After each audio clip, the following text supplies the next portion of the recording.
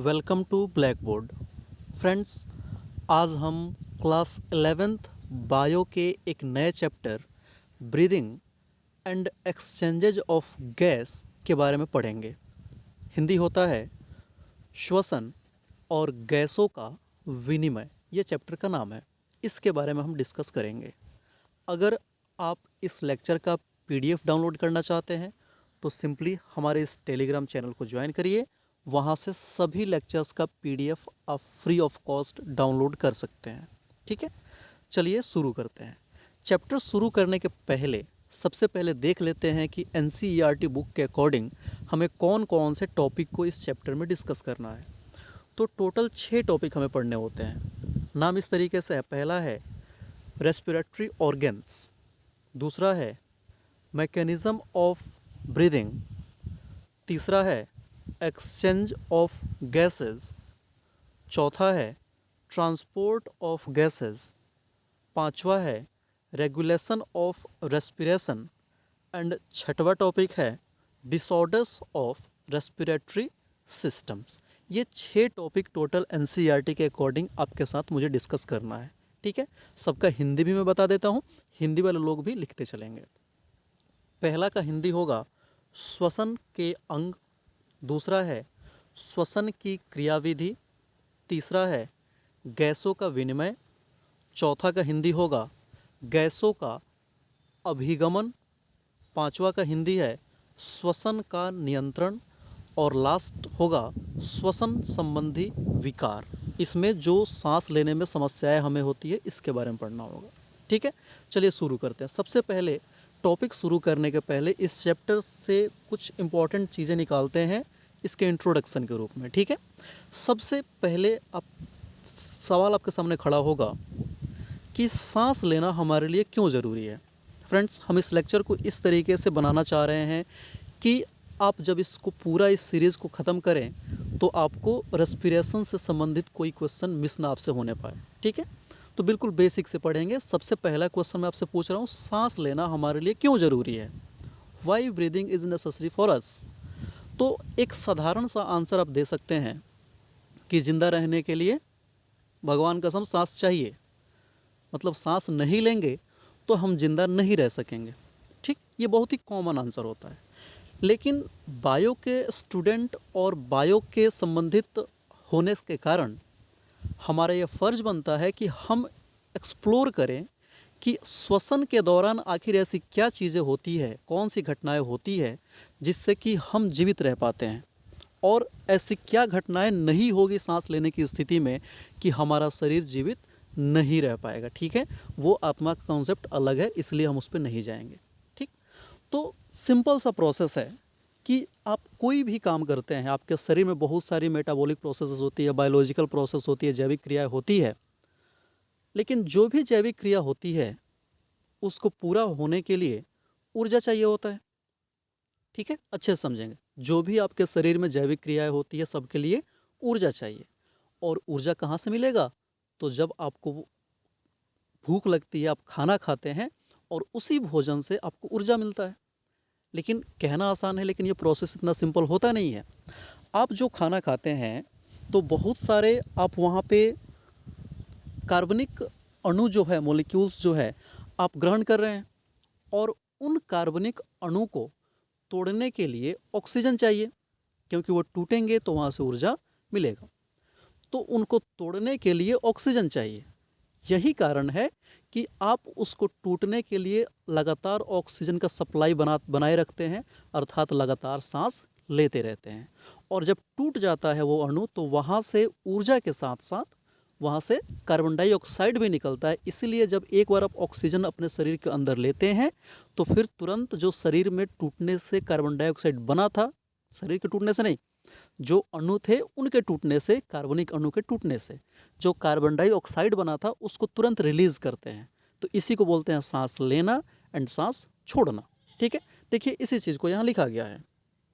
All biological activities require energy which is released by the breakdown of food.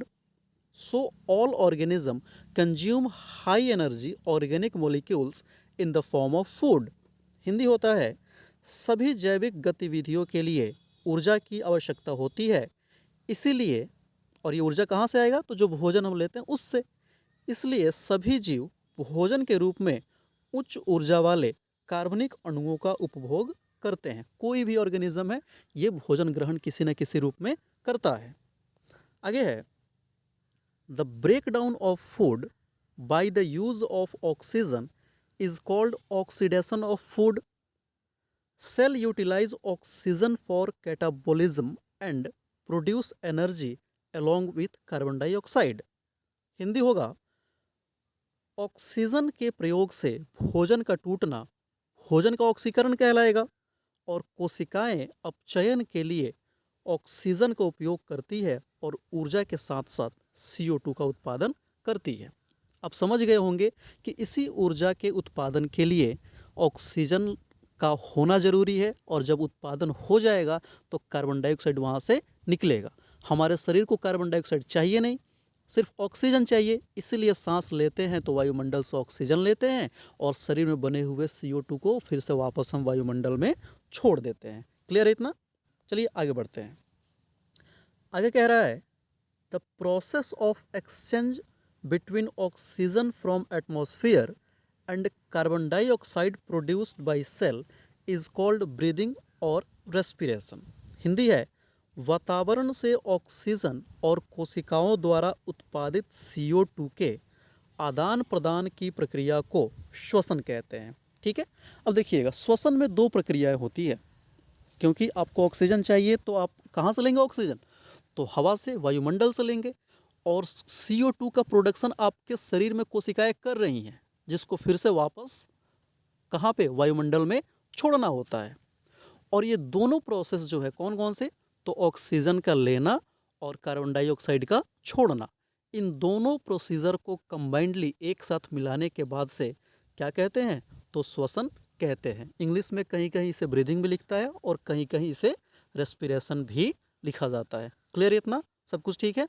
आगे बढ़े, notes साथ के साथ बनाते चलेंगे आप लोग। रेस्पिरेशन का एक और डेफिनेशन यहाँ दिया गया है, the method by which oxidation of food materials occur in the living cell of an organism it is called respiration. इसको इड में बोल रहा था। हिंदी है, जिस विधि से किसी जीव की जीवित कोशिकाओं में खाद्य पदार्थों का ऑक्सीकरण होता है उसे श्वसन कहते हैं। जो आप खाना खा रहे हैं, खाद्य पदार्थ ग्रहण कर रहे हैं, उसके ऑक्सीकरण करने के लिए जो प्रक्रिया होती है उसको क्या बोलेंगे? श्वसन। और इस स्टेप में फिर से वहीं ऑक्सीजन लेना और कार्बन डाइऑक्साइड छोड़ना दोनों शामिल होता है। ठीक है, क्लियर है? अब आप समझ गए होंगे कि भोजन सिर्फ करना हमारे लिए पर्याप्त नहीं है, क्योंकि भोजन ऊर्जा का स्रोत तो है, लेकिन ज़रूरी ये है कि जो भोजन हमने ग्रहण किया उसका हम ऊर्जा में रूपांतरण भी कर सके। हम रूपांतरण करेंगे, इसका मतलब क्या? हमारे शरीर की कोशिकाएं रूपांतरित करेगी और इसके लिए सांस लेना बेहद ही ज़रूरी होता है। इसीलिए कोरोना हो ना हो, आप मास्क लगाएं ना लगाएं, सांस तो लेना है। सांस ले रहे हैं तभी हमारे शरीर में ऊर्जा मिल रही है, और जब हमें ऊर्जा मिल रही है तभी हम कोई काम कर पा रहे हैं। ठीक है, अच्छा, ज़्यादा आप लोग नहीं सोचेंगे, क्योंकि मैंने कहा कि भोजन हमारे शरीर के लिए ऊर्जा का स्रोत है। कोई आदमी ये भी कह सकता है कि ऊर्जा का स्रोत तो सूर्य होता है। तो जी हाँ भाई साहब, आपकी बात बिल्कुल सही है। ये पूरे इकोसिस्टम में ऊर्जा का एकमात्र स्रोत है सूर्य। ठीक है, वो कभी और हम समझेंगे जब आपको इन्वायरमेंट एंड इकोलॉजी पढ़ाएंगे तब। अगला पॉइंट है, the term respiration was coined by Dutrochet. ये एक साइंटिस्ट का नाम है, बायोलॉजिस्ट का नाम है, जिन्होंने सबसे पहले रेस्पिरेशन शब्द का इस्तेमाल किया था। ये याद रखेंगे, कई बार आपसे बायो में इस तरीके की क्वेश्चंस भी पूछ ली जाती है। आगे देखते हैं, during oxidation stored chemical energy in food released and is temporarily stored as ATP। Hindi होगा, ऑक्सीकरण के दौरान भोजन में संग्रहित रासायनिक ऊर्जा निकलती है और अस्थायी रूप से ATP में संग्रहित हो जाती है। अब ये एटीपी क्या होता है, इसके टूटने से कैसे ऊर्जा मिलता है, इसी चैप्टर में आगे हम डिस्कस करेंगे। एटीपी का फुल फॉर्म आप लोग याद रखेंगे, एडेनोसिन ट्राइफॉस्फेट इसका होता है। और एटीपी को एनर्जी करेंसी ऑफ सेल भी कहा जाता है। कोशिका का क्या होता है ये, तो ऊर्जा का मुद्रा होता है, ऊर्जा मुद्रा के रूप में इसको जानते हैं किसको, तो एटीपी को, एक कोशिका का। ठीक है, अब अगले लेक्चर में हम जो पहला टॉपिक था, अभी तो इंट्रोडक्शन देख रहे थे, पहला टॉपिक है श्वसन के अंग।